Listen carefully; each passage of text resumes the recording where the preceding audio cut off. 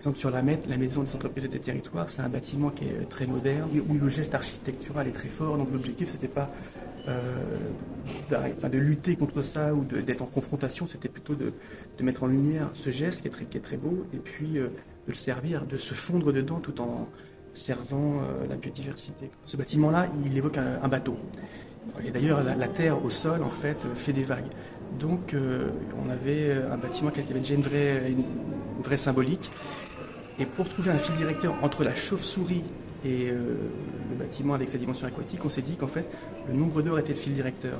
Je m'explique. Il se trouve que la pipistrelle, en fait, émet un sonar pour se repérer.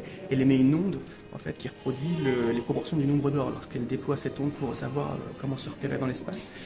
Et une goutte d'eau, lorsqu'elle tombe en fait sur un lac, il y a des ondes en fait qui se dilatent comme ça et qui respectent également la proportion du nombre d'or.